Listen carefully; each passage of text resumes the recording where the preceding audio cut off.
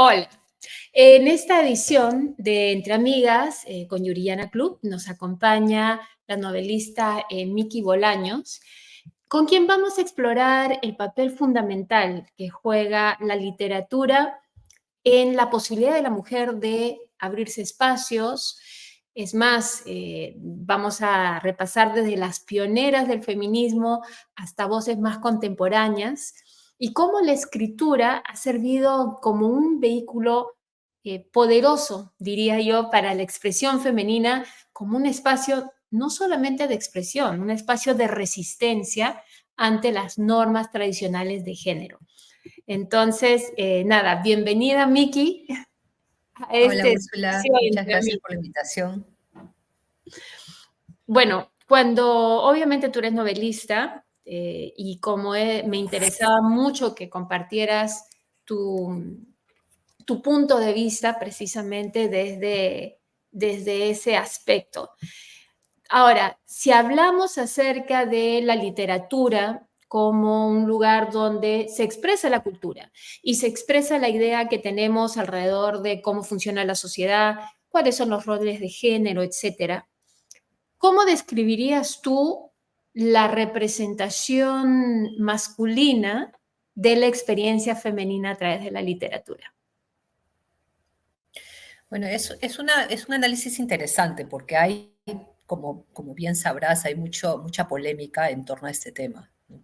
Mm. Eh, el otro día estaba escuchando a la escritora española Isabel Freixas, que me encanta, la sigo mucho, y contaba una anécdota en torno a que ella además es recopiladora y había editado un libro que era una colección de historias titulado Madres e Hijas.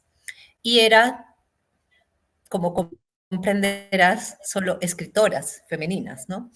Y un escritor la cuestionó diciéndole, ¿por qué si la novela o la literatura parte de la imaginación, por qué no pueden ser escritores también los que se incluyan con historias que se refiera al título en mención? ¿A qué Ella te comparte refieres? o sea, ¿por qué un escritor no puede escribir sobre madres e hijas? ¿Okay? Ok. Y eso era lo que le estaban criticando, el que solo ella hubiera convocado a escritoras porque el título era Madres e Hijas o el tema. Entonces Mm. ella reflexionó en torno a eso, ¿no? Lo acogió y dijo, bueno, ¿por qué, no? Y después le dijo, la respuesta fue, bueno, yo encontré una trampa en esto y por eso le di vueltas, y es que la mirada es pues siempre a través de la literatura, es una identidad, la identidad de la mujer es una identidad impuesta por la mirada masculina, ¿no? Es decir, la identidad del hombre la es autodesignada. Él mismo ha creado su propia identidad, pero la identidad de la mujer también la ha creado el hombre. Eso es la voz masculina la que nos ha impuesto ser de tal o cual manera o tener tal o cual imagen. Y ese es el principal problema en la literatura. Hay también una respuesta que puede decir, pero hay mujeres extraordinarias en la literatura, Lady Macbeth, Cleopatra, en fin, está bien. No estamos diciendo que necesariamente estas imágenes pueden ser negativas, pero otra vez son imágenes impuestas por una mirada masculina. Y Sí, ese y es el creo que principal aquí problema. me gustaría hacer un espacio porque muchas podrían decir, pero ¿cómo? ¿Cómo que el hombre ha creado la imagen de la mujer? Parece una historia un poco así como que Dios creó a la mujer de la costilla de Adán. ¿A qué nos referimos con eso? Y sí, efectivamente, no solo nos referimos a que nosotros, todos los seres humanos, le damos sentido a la vida a través de nuestras historias. El solo experimentar en nuestro cuerpo, los sentidos, lo que tenemos alrededor no es suficiente. Le damos un sentido a esa luz que vemos en el cielo y nos decimos es el sol, es un astro, ahora decimos es una estrella, nosotros giramos alrededor de ella, etc. Todo lo que experimentamos, creamos una historia alrededor precisamente para darle sentido. Esas historias las crea no todo el mundo, la cosa no es tan democrática. las historias que se imponen, las historias que se crean, son las historias del más poderoso, del que tradicionalmente o en ese momento tiene el poder. Y nuestras narrativas sociales son masculinas. ¿Por qué? Porque el hombre tradicionalmente, a través de los siglos, ha tenido mayor poder a la hora de establecer las historias que describen no solo al mundo, sino incluso describen los roles de género y quiénes somos. Entonces, a eso se refieren las mujeres, o nos referimos las mujeres cuando decimos que no solamente nuestra identidad ha sido descrita, se le ha dado sentido, se le ha Impuesta, dado forma impuesta. de una manera impuesta por una mirada masculina, sino que incluso hay estudios que dicen que nosotros efectivamente hemos internalizado esa mirada masculina. Cuando nos miramos al Ah, por espejo, supuesto. claro, cuando nos miramos al espejo, estamos evaluándonos de acuerdo a un ideal de mujer que se ha creado desde un punto de vista, desde una mirada masculina. Entonces, claro, efectivamente lo que ella decía es muy interesante porque creo que, y además le daría la razón, porque hay que abrir espacios precisamente para sacudirnos esas narrativas y poder crear propias desde un punto de vista femenino. Claro, y entonces ella también en su reflexión dice entonces que las mujeres no podemos escribir sobre los hombres, pero sí, por supuesto que podemos, de poder se puede, ¿ok? Sí, No hay, nunca debe haber un ejercicio de censura en este campo, ¿no?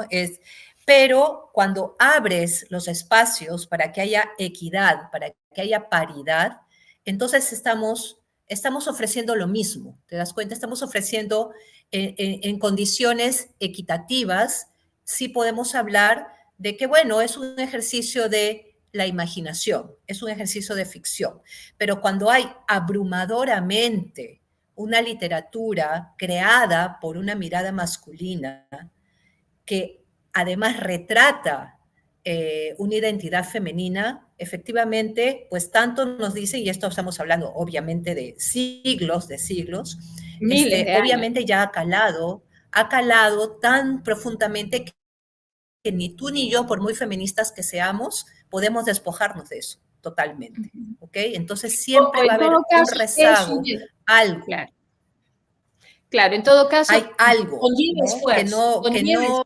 hemos estado expuestas culturalmente, socialmente, a toda esta mirada que cuesta aceptar especialmente para los hombres. Yo me pongo de pie y aplaudo cada vez que escucho a un hombre que honestamente, porque hay una tendencia como una moda, ¿no? Sí, las mujeres pueden más, lo dicen de la boca para afuera, ¿no? Pero a veces te puedes topar con hombres que efectivamente son conscientes de esta situación y que, no solamente apoyan la causa, sino impulsan algo distinto, ¿no? Por ejemplo, hace una de las películas que a mí más me ha impactado y que me parecía increíble que fuera escrita por que haya sido escrita por un hombre, fue Pobres Criaturas, ¿no? Poor Things. Bueno, Me pareció, sí, lo único que ahí hay que hacer una pequeña acotación, escrita por dos hombres, en realidad, pero la historia original, para comenzar, la historia original es escrita por un hombre. El sí, claro, personaje, la película es escrita, sí, efectivamente por el director, pero el ángulo cambia a raíz de la actriz principal, que es Emma Stone. O sea, ella es la que le dice, oye, qué interesante es este personaje secundario y exploremos esto. O sea, faltó ese input, de alguna manera, de la mujer, en este caso la protagonista, para que se hiciera una película tan feminista en muchos sentidos, ¿no? no, totalmente, totalmente, totalmente feminista. No la esperaba, la vi sin muchas expectativas, pero me pareció probablemente la película feminista más importante del siglo, ¿no? De lo que va el siglo XX y de repente del siglo XXI y probablemente del siglo XX. Me pareció increíble, sin haber hecho tanta bulla como el fiasco de Barbie. Este, pero bueno, a eso voy, ¿no? A que hay casos excepcionales en que un hombre puede realmente ponerse en la piel de una mujer y transmitir una ficción que apoya una identidad diferente de la clásica, ¿no? Pero tradicionalmente, sin decir que haya sido negativa la identidad que nos han dado en todos los casos, tradicionalmente nos vemos a través, como bien has dicho tú, de los ojos de la mirada De la masculina, mirada, y esto sí. ha sido retroalimentado porque muchos dirán, pero esa es la realidad, y la literatura a veces busca plasmar la realidad, pero es que se retroalimentan, ¿no? Se retroalimentan. O sea, constantemente Claro, yo puedo plasma generar y un cambio reafirma, a ¿no? través de la literatura, ¿no? Yo puedo Claro, generar un cambio a través de la plasma y reafirma la realidad, totalmente. Sí. Lo único que quisiera agregar de Pobres Criaturas es efectivamente un gran trabajo, y feminismo a veces tiene la connotación de ser contestataria, pero esta es afirmativa más que contestataria. Es una mirada de cómo sería una mujer sin que hubiese sido socializada o limitada por los parámetros sociales. Lo único que diría es que sí me pareció un poco masculina la mirada, que una mujer liberada sería hipersexual. O sea, No, es eso es que lo único. yo tengo otra lectura. Yo, Ah, bueno, efectivamente, pero también hay una, no, hay pero una, dame un segundo para terminar la idea. Un segundo para terminar la idea. No, lo que quiero decir es, no es que esté en contra de que una mujer sea hipersensible en cuanto a su despertar sexual, pero ese fue el ángulo en el cual se centraron. Entonces, desafortunadamente, dentro de una narrativa social en la cual se tiene pavor, y eso yendo un poco lo de Virginia Woolf, ¿no? Se tiene ujú. pavor a la mujer liberada, por decirlo así, porque entonces se va a convertir en una mujer insaciable sexualmente, etcétera. Desafortunadamente esta película era como que le daba razón a esa narrativa que Es es que el puto. justamente yo creo que es deliberado. Yo creo que es deliberado. ¿Por qué? Porque socialmente, ¿cuál es el peor insulto que le puede decir un hombre a una mujer? Puta, ¿ok? Claro. Perra, si quieres, ¿ok? Entonces ella toma eso, o la historia toma esa realidad, Ujú. la enfrenta y dice, ok, soy una puta. Y ella lo dice, ¿no? Soy una puta. Y yo no No, creo es que más, eso, recurre a eso para salir adelante. Nuevamente, no estoy diciendo, sí entiendo por qué lo hacen, pero sí quiero decir que de nuevo, de todas las cosas que pudo haber hecho para poder comprarse un pan, alimentarse, lo que tenía que recurrir a la prostitución. He ahí, por sí, pero ejemplo. O sea, a mí sí me gustó ese recurso, no, me no, gustó no, ese bueno, recurso, a mí me me gustó ese parece recurso que, porque mira, a ver, yo no sé si te ha pasado a ti, a mí muchas veces me han querido insultar diciéndome puta, ¿no? Y no que me haya ofendido, porque yo siempre lo cuestiono. Y además cuando escucho ese insulto le digo, ¿qué estás queriendo decir con puta? ¿Que le gusta el sexo? Sí, sí me gusta el sexo. O que cobro, no, no cobro por si acaso, por tener sexo, pero si cobrara sería asunto mío. ¿Te ujú, das cuenta? O sea, es enfrentar o confrontar esta postura de así se metiera con 1000 hombres y así sí. cobrara, es asunto suyo. Yo Y a lo mí eso me sé, encanta. pero lo único que digo es, cuando hablamos de feminismo, inmediatamente es la liberación sexual. Cuando hay otros temas tan Ah, importantes de liberación, por también es supuesto. lo único. O sea, no Entiendo, entiendo, solamente entiendo. toda la película es acerca de su despertar sexual, sino que además de todas las profesiones que, siendo una mujer inteligente, pudo haber escogido, tuvo que ser la prostitución. Mm. Entonces, yo entiendo, por cuestiones de tiempo, porque si no tienes que desarrollarle la carrera, donde aprendió las habilidades, ok, más rápido prostituta y se acabó, ya, yo lo entiendo, no tiene que aprender mucho, la curva de aprendizaje es más corta, ok, pero nuevamente, estamos sesgando a la mujer en vez de comenzar a explorar su liberación en otros aspectos que son igualmente importantes, como por ejemplo, filósofas. Hay tan pocas filósofas, lingüistas, totalmente... En todo, ¿no? En no, no, pero todo, no, no no, te solamente digo eso, en todo. especialmente en temas de filosofía. Hay más científicas, que Qué lingüistas, filósofos. increíblemente. Mm. Semióticas. Casi no hay mujeres que se dediquen a la semiótica. ¿Por qué? Porque son disciplinas de la lógica y tienes toda esta idea de que las mujeres somos emocionales, no somos lógicas, etcétera. O sea, hay muchos lugares donde todavía se requiere esa liberación y bueno, hay precursoras de eso y entonces, yendo al siguiente tema, no sé si haya entre las mujeres que hayas leído o alguna etapa en la historia en la cual te impresione esa resistencia a través de la literatura de parte de la mujer. Bueno, lo que me impresiona es que, y me impresiona constantemente, es primero, ¿no? Primero, obviamente, lo que mencionas, la ausencia, la escasez, y otra cosa es lo poco que hay que no se mencione, ¿no? Que no lo aprendamos, no lo aprendemos en las escuelas, no lo, Claro. por ejemplo, Safo de Lesbos, que era una de las 9 poetisas del esplendor griego, nadie la menciona, de ahí sale la palabra lesbiana, y sin embargo, ¿quién sabe quién fue Safo de Lesbos? Estamos hablando del 650 antes de Cristo, ¿no? Era una mujer que se declaraba bisexual y era una poetisa y escribía abiertamente sobre su libertad sexual.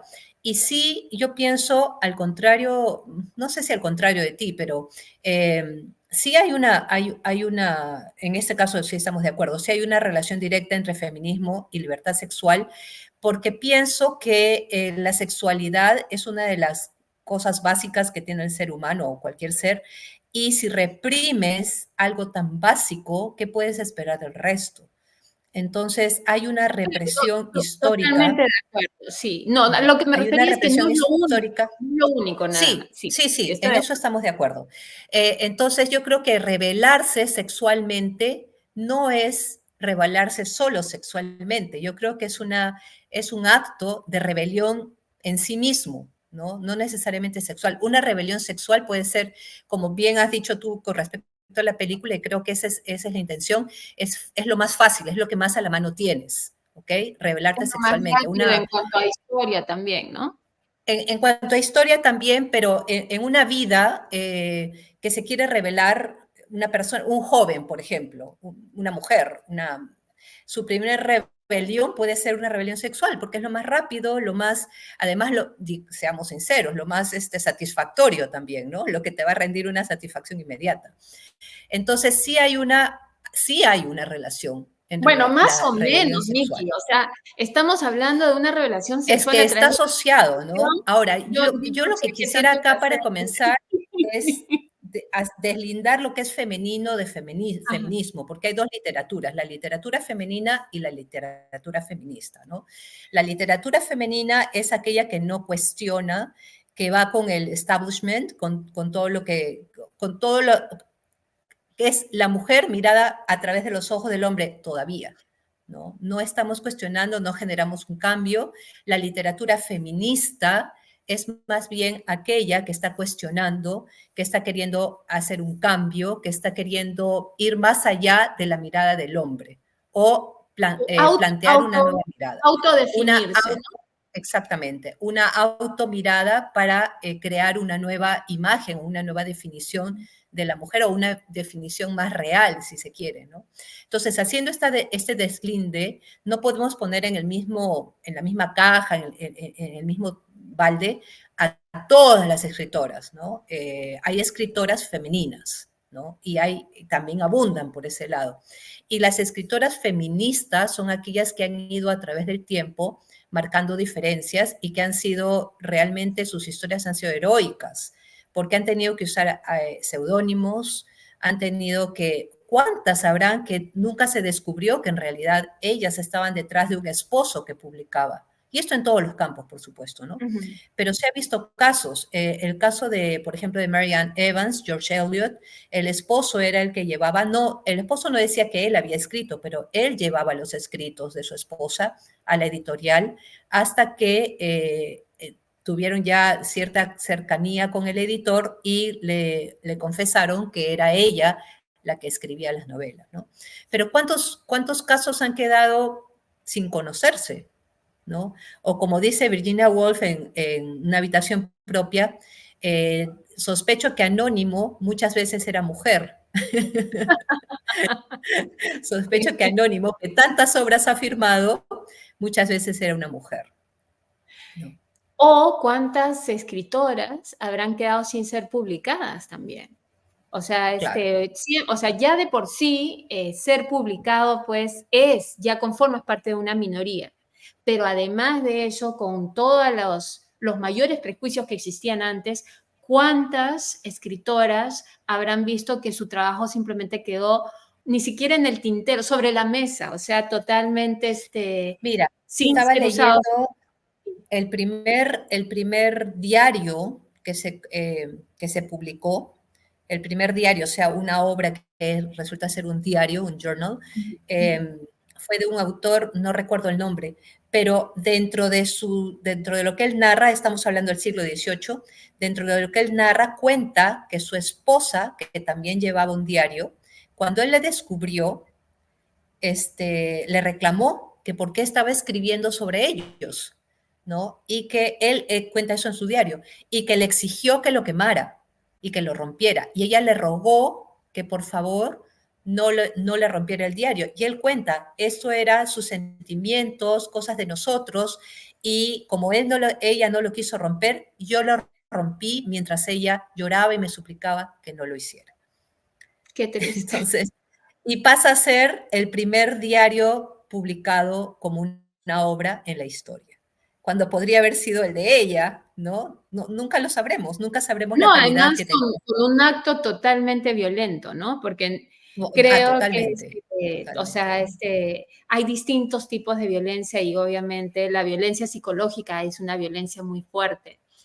Y en este caso, eso era, ¿no? Ujú. Mira, regresando un poquito, y en es interesante porque a Virginia Woolf y lo que ella decía precisamente, ¿no? La importancia de que cada mujer tuviera su habitación, y no se refería a una casa, ¿no? No, por Donde supuesto. cada uno tuviera su cuarto, una habitación, sino un espacio Ujú, propio ujú. precisamente para autodefinirse, ¿no?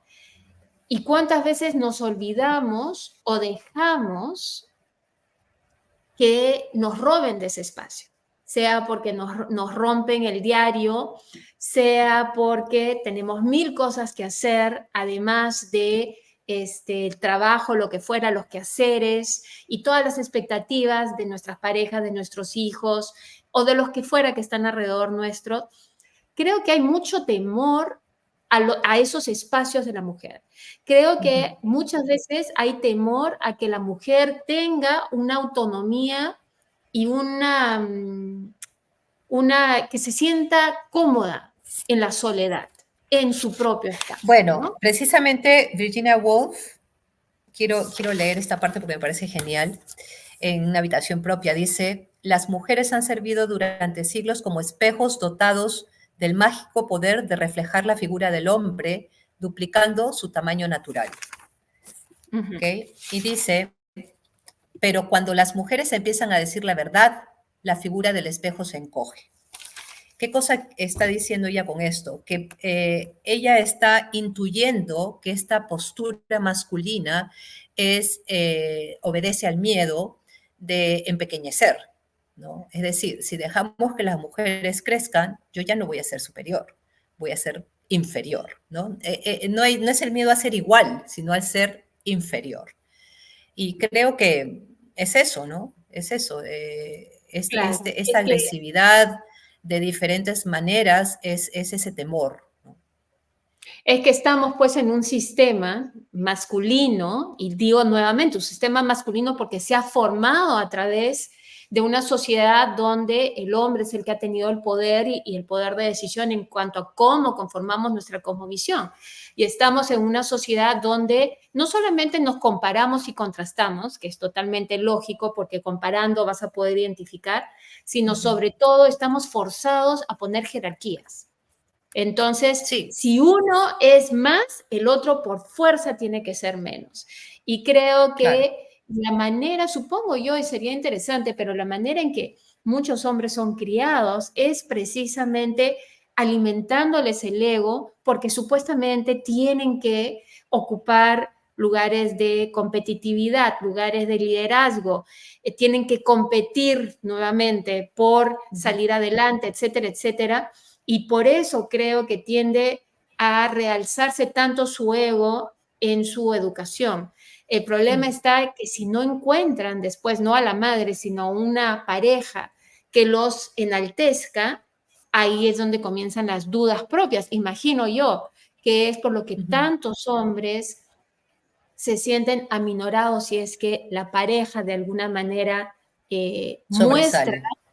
muestra su propio poder, su propia luz, etcétera, sin necesidad de competir, pero simplemente por mostrarla, ¿no? Sí. Sí, y bueno, y claro, y muchas Y mujeres, sí, dime. no, quería agregar que, claro, existen estas, además tradicionalmente estas, lo que le llamamos dicotomías patriarcales, ¿no? En donde el hombre se lo asocia con el cerebro, la mujer con el cuerpo, ¿no? El hombre representa la cultura, la mujer lo natural, el hombre representa el espacio público, la mujer representa el hogar, ¿no? El espacio privado. El hombre representa la creación en general, el hacer.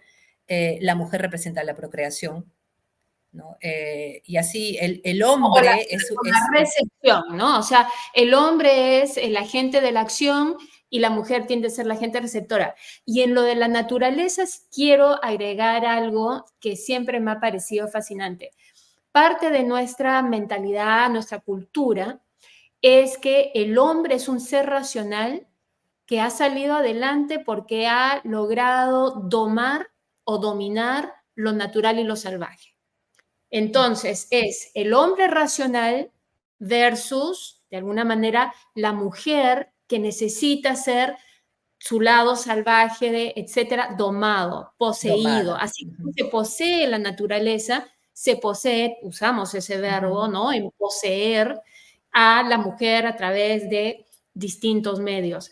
Pero ese paralelo que se hace con la mujer y naturaleza, en parte porque la mujer en su cuerpo y en sus ciclos corporales expresa la naturaleza. O sea, nosotros somos prueba tangible de que somos animales. Tenemos ciclos menstruales, damos a luz, y a la hora, o sea, a la hora que tenemos nuestros hijos, sale pues placenta, sangre y todo lo demás. Tenemos un cuerpo animal.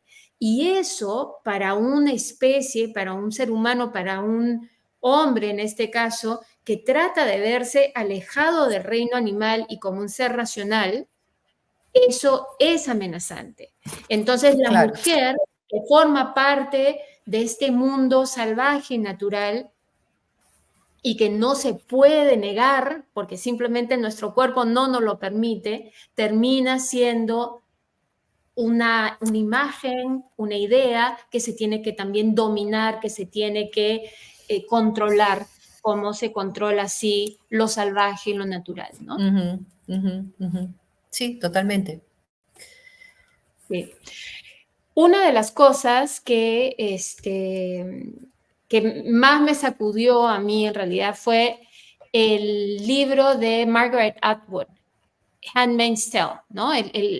Los cuentos de Handmaid, supongo que sería de la doncella, de la empleada doméstica, porque es una mezcla entre doncella y en realidad son empleadas. Y lo que, si no lo han leído, básicamente es una distopia, ¿no? Distópica, sí. Distopia, donde Es una historia distópica. donde de pronto hay una revolución en Estados Unidos, en este caso, y grupos fundamentalistas cristianos toman el poder y hacen una regresión de todas las leyes en torno a la igualdad de derechos en torno a la mujer. Y las mujeres terminan siendo una de dos. Si están en edad fértil, terminan siendo, digamos, casi animales de reproducción, o si es que están pasadas de la edad fértil, terminan siendo amas de llaves o sirvientas que atienden. Y Ujú. el Hay una último, serie en este momento que me recuerda a esta historia. bueno, esta es una serie que el ADN es Hulu, ¿no? Es Handmaid's Tale, que es Ujú. precisamente basada en el libro. Pero claro, sale justamente en un momento en que al menos en varios países, pero sobre todo en Estados Unidos, creo que ha chocado muchísimo, hay toda una corriente de precisamente limitar derechos que las mujeres aquí ya habían ganado, derechos de decidir Ujú, sobre su ujú, cuerpo, decidir si ujú. quieren o no tener un embarazo, etcétera, etcétera, etcétera. Entonces, dentro de una realidad donde vemos que los derechos de la mujer están constantemente en peligro digamos, están expuestos a cambios de pensamiento, no partidos de la mujer, sino partidos de estos puntos de vista machistas, masculinos, llevados, digamos, masculinos mal llevados. Claro, Ujú. una historia como esa es verdaderamente una historia de terror para las mujeres, ¿no? Por La supuesto, idea de que podamos perder los derechos ganados. pero definitivamente se están perdiendo acá, ¿no? En los Estados Unidos se están perdiendo. Eso es ni que, no solamente los de las mujeres, ¿no? Algo interesante, por ejemplo, es una crítica que hacen los hombres a los escritores o los críticos literarios a la literatura feminista, es Ujú. que mayormente son autobiográficas, ¿no? Y efectivamente eso tiene algo de cierto. Sin embargo, no es un tema solamente de mujeres. Si tú lees, por ejemplo, literatura de autores negros, te van a hablar de su situación como negros, ¿no? Especialmente en los Estados Unidos, ¿no? Probablemente Ujú. la esclavitud, de la discriminación, etcétera. Y así en varios colectivos. Entonces, de lo que se trata no es que esto sea exclusivamente de las mujeres, ¿no? No es de la literatura feminista, sino que hay una literatura universal que es la literatura de los, pero no de cualquier hombre, de los hombres blancos adultos, ¿no? Básicamente de los países Frente a las voces llamados de primer marginales, mundo. ¿no? Frente a las voces marginales. O sea, y Exactamente. las voces marginales pueden ser... Los Ujú. colectivos marginales tienden a querer plasmar historias basados en su propia experiencia o que tiene tintes de su propia experiencia porque efectivamente necesitan plasmar ese sentir, necesitan transmitir esa condición que los hace seguir siendo colectivos marginales, ¿no? O Entonces, eso es procesar, un poco ¿no? para, O sea, muchas veces el escribir es exactamente, procesar. transmitir y procesar, exactamente, Sí. transmitir y procesar. Y Entonces, justamente te quería... Ah, perdón. Sí, para que, de no, ahí te tengo una pregunta bebé, precisamente sobre eso. tú sigue tú, dale, No, dale. lo que quería preguntarte es, sí entiendo perfectamente lo que estás diciendo, hay una falta de entendimiento de que aquellos que se reconocen, porque creo que todos, hombres y mujeres en algún momento son marginales, todos. Basta que un hombre pase una cierta edad y ya es marginal. Porque Mm. hoy en día si no eres, o sea, no solamente tienes que ser hombre, blanco, con dinero, educación, sino además Adulto, por tienes eso que te ser dije adulto, ¿no? joven, Bueno, tienes que educación también, el nivel de educación. tienes que ser joven, tienes que o sea, joven dentro de Ujú, la adultez, tienes ujú. que tener además habilidades corporales, etcétera. O sea, hay todo un cúmulo de ideales que basta que no tengas uno para que inmediatamente comiences a marginalizarte. Pero en todo caso, este, y puede ser que no quieran reconocer su propia o potencial de marginalidad y por ende Ujú. no quieren reconocer que es válido querer expresar esas frustraciones, temores, etcétera, que uno puede tener cuando constantemente otros te objetivizan o Ujú. merecen tu experiencia. Pero lo que quería preguntarte es, tú como escritora, hay escribir dependiendo de el tema, si es que es un tema personal, eh, puede ser puede poner en una situación muy vulnerable al escritor y a la escritora. Ujú. ¿Hasta qué punto te has sentido tú vulnerable con alguna de las obras que has escrito? Ah, hasta el momento no he escrito casi nada de autobiografía. Siempre hay algo de tu propia experiencia, Ujú. ¿no? Porque la imaginación es parte del empirismo. No puedes imaginar algo que jamás has experimentado, ¿no? O que no puedes imaginar algo que no ha pasado por alguna de tus sentidos. O sea, siempre tiene que haber, el empirismo incluye la imaginación. Entonces, o la imaginación está incluida en el empirismo. Entonces, desde esa perspectiva, claro, cualquier cosa que pueda escribir tiene que ver con algo de lo que yo he vivido o algo de algún sentir. Pero en este momento sí estoy escribiendo una obra que tiene mucho,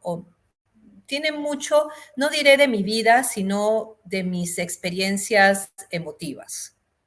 Y sí, eventualmente a veces me siento literalmente desnuda. Me cuesta, me cuesta, pero entonces tengo que hacer un ejercicio de distancia.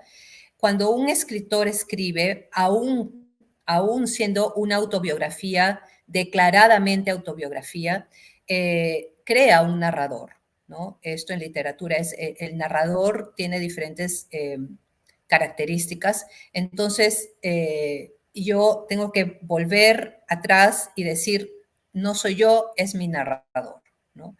Y si tu pregunta iba un poco por el lado de cómo vamos a enfrentar después o cómo enfrentar después la recepción. Esa sería mi siguiente pregunta. Sí, justamente estaba leyendo, Sería por mi ejemplo, la cómo lo vida manejas? de, ¿Cómo manejas sobre la tú? vida de Silvia Plath, por ejemplo.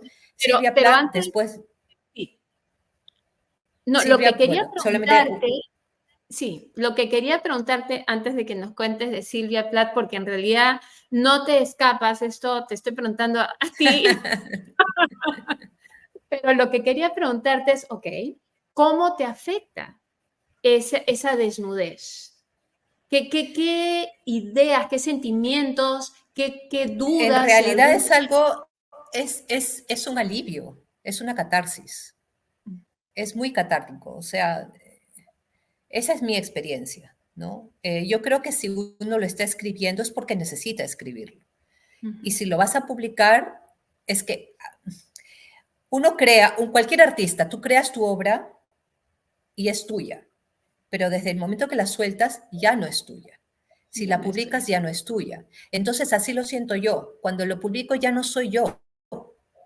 Y me ha pasado muchas veces, es muy gracioso, yo tengo varias novelas que cuentan historias de santos católicos, por ejemplo, son biografías de santos católicos, y tengo amigos que además no son cualquiera, han estudiado, han ido a la universidad y me dicen, yo sé que tú eres muy religiosa porque he leído tus libros. Y bueno, Bueno, que podría ser, pero no podría tiene, ser, pero pero no tiene. irónicamente no soy una persona religiosa. Fui educada dentro del catolicismo y probablemente me es mucho más fácil escribir sobre un santo católico que escribir sobre un musulmán o sobre un judío, ¿no? Porque he sido educada dentro de una sociedad, una educación, es decir, católica totalmente. Pero eso no me convierte a mí en parte de este colectivo católico. Yo no me considero en este momento una persona religiosa. Sí tengo, por supuesto, la base educativa de la religión católica, pero no porque escriba libros de santos, yo soy católica. Así como también tengo otras historias no tan santas y la gente me dice, ¿de acá cuánto es tu experiencia? Y yo le digo, pero no, todo es imaginación, ¿no? Todo es Es ficción. imaginación. Entonces, pero sí hay una fantasía de la gente y eso me pasa a mí también como lectora. O sea, cuando yo leo a Mario Vargas Llosa, por ejemplo, yo sé que Mario Vargas Llosa vivió donde yo crecí, también en Miraflores, él vivió en Ocharán, que es exactamente a la vuelta de la casa donde yo crecí. Y cuando estoy leyendo su novela, Travesuras de la Niña Mala, yo me estoy imaginando a Mario Vargas Llosa como el papel de Ricardo. O sea, no, no puedo divorciar esta imagen del autor porque el autor crea una fantasía, crea una ilusión de verosimilitud. Entonces, eso es rico porque eso es algo difícil de lograr. Tengo yo también esta anécdota, y cuando escribí La vida de San Juan Macías. San Juan Macías nació y creció en Ribera del Fresno, en Extremadura, España. Y como yo contaba, estas historias eran para niños y púberes, contaba la vida de estos santos desde que eran niños. Entonces me tocó investigar muchísimo sobre este pueblo, Ribera del Fresno, y de diferentes maneras, no solamente dónde estaba, sino cómo vivía la gente, qué jugaban los niños, cómo eran los padres, qué comían, etc. Bueno, este libro, que fue publicado por San Pablo en Perú, llegó por, por una cuestión totalmente casual a Ribera del Fresno. Una persona que fue a Lima, Perú, vio el libro y lo llevó a una escuela. Bueno, me contactaron y me preguntaron, ¿tú has vivido aquí?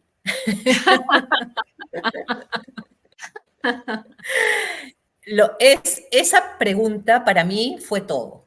O sea, los meses que me pasé investigando sobre esta historia, sobre este lugar, todo el material que tuve que revisar, que me tomó muchísimo tiempo para escribir apenas unas líneas al respecto, valieron la pena porque esa pregunta me dijo a mí, estás haciendo un buen trabajo, ¿no? Claro. Esta ilusión que tienen los lectores de este autor ha sido parte, en este caso no podría haber sido parte, pero tiene la ilusión de que yo he vivido ahí, que yo he crecido ahí, porque cómo conozco tanto, ¿no? Claro. Bueno, ese es un ejercicio de imaginación totalmente, y en este caso con una historia, un barco histórico, ¿no?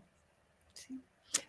Para cerrar nuestro encuentro, que siempre los disfruto, quería regresar un poco a la idea inicial, ¿no? Esa idea donde la necesidad de las mujeres de abrirse un espacio dentro de la literatura, dentro de la creación literaria, un espacio para redefinirse, para definirse a sí mismas en realidad, para romper con esa descripción o esa mirada masculina que por tantos siglos, por miles de años, miles de años, ha dibujado a la mujer, de dibujar esa mirada masculina para autodefinirse. Entonces, justamente quería, eso obviamente requiere de una creación y un espacio donde la mujer no solamente se desnude, sino que cuestione mucho de dónde está escribiendo, qué está creando y por qué está escribiendo de tal o cual manera. En tu experiencia, ¿cómo has encontrado ese espacio de autocuestionamiento y de creación propia? Mira, para mí la clave ha sido romper límites, porque yo creo que el principal problema que tenemos como mujeres son los límites, ¿no? Nos han puesto límites como un laberinto, ¿no? Como un dédalo, ¿no? Hasta acá no más, como, igual que el techo, ¿no? Los techos. Hasta acá puedes crecer, hasta acá puedes avanzar. Entonces, nuestro gran reto es ir más allá. ¿Qué hay más allá? ¿Y qué pasa si hago esto? No, nadie lo ha hecho antes, pues, pero yo lo voy a hacer, ¿no? Y en mi experiencia, para mí, es eso, ¿no? No solamente desde el punto de vista narrativo, sino desde el punto de vista discursivo, desde el punto de vista estilístico, ir experimentando cosas que nadie me ha dicho que no puedo hacerlas, o que alguien me dijo que no puedo hacerlas, pues por ahí voy a ir. Recuerdo que un profesor en la maestría me dijo, bueno, el concepto del cuento es, tú comienzas una historia y la historia es lineal y termina, ese es el cuento, ¿no? Pues yo le presenté un cuento en que iba así, así, así, así, así y así, ¿no? Es decir, se bifurcaba y empezaba otra historia y de pronto regresaba, pero era un cuento, seguía siendo un cuento, ¿no? Entonces el profesor se quedó sorprendido y me dijo, no sé cómo, pero esto funciona. y era el profesor. Entonces me dijo, no sé cómo, pero funciona, es un cuento y me encanta, ¿no? Entonces yo creo que es un poco ir más allá de los límites que te han impuesto. Y también yo creo que tiene mucho que ver porque es que es el cerebro de la mujer es diferente al cerebro del hombre, ¿no? Yo puedo pensar en 1000 cosas a la vez y resolver todo. Y no estoy diciendo que soy una super mujer, es que nuestro cerebro funciona así, ¿ok? O el mío al menos, no sé, tampoco quiero generalizar que todas las mujeres seamos iguales o todos los hombres sean iguales, Bueno, pero lo practicamos todos los días. O sea, es práctica también. No sé hasta qué punto sea genética, hasta qué punto sea evolución o hasta qué punto sea es mi práctica. punto. Pero estamos desde Ajá, niñas, estamos forzadas a hacer más de una cosa a la vez. exacto. Entonces, a eso voy, ir más allá de lo que te están imponiendo, prueba y error, prueba y error. En Prueba mi y éxito. caso, leía muchos, en mi caso, leía muchos autores masculinos que me encantan. No estoy en contra de los autores masculinos, me encantan los autores masculinos, pero, pero me inspiran a ir más allá. ¿Okay? No es, como dije hace unos segundos, puede ser que no sea el camino o puede que sí, no lo sé. Finalmente el lector o la crítica o las editoriales tendrán la última palabra. Pero es eso. Por ejemplo, conocí hace poco a la ganadora del premio Pulitzer de Dramaturgia del año 2023, una chica de ascendencia iraní, sí, sí, iraní, Sanaz Tosi. Esta chica muy joven, 30 años, ella ha nacido y creció en Estados Unidos, pero cada vacación regresaba o regresa, no sé, pero ella, su niñez, las vacaciones de su niñez las ha pasado en Irán, alternando con toda su familia iraní. Entonces, estas obras que ella escribe son básicamente sobre esos pasajes de su vida. Y tiene una obra que me encantaría verla, ella contó sobre esta obra, yo no la he visto ni la he leído, pero dijo algo que a mí me impactó. Ella tiene una obra que se llama Five Women, 5 mujeres, o Five Women, y ella en esta obra de teatro, tiene un momento en que a una mujer le viene la menstruación y mancha el lugar donde está. Eso es algo que nunca se ha visto antes, ¿no? Es algo impactante. ¿Y cuál es? Últimamente lo he visto no solamente en ella, pero estoy viendo en otras autoras la necesidad y el esfuerzo por normalizar algo que nos hacían sentir de lo que teníamos que tener vergüenza. Eso, por ejemplo, es ir más allá. Es ir más allá de los límites o de los paradigmas que nos habían puesto, ¿no? Me parece, no he visto la obra otra vez, no sé qué calidad tenga, me imagino que si es una ganadora de premio Pulitzer ha de ser muy buena, pero más allá de que sea buena o no sea buena, es contestataria, ¿no? Está intentando algo que no se ha intentado antes y yo aplaudo eso, ¿no? Y de eso se trata, básicamente. Bueno, Miki, muchísimas gracias y por supuesto que contaremos contigo nuevamente. Muchas gracias, Úrsula. Gracias, siempre un placer.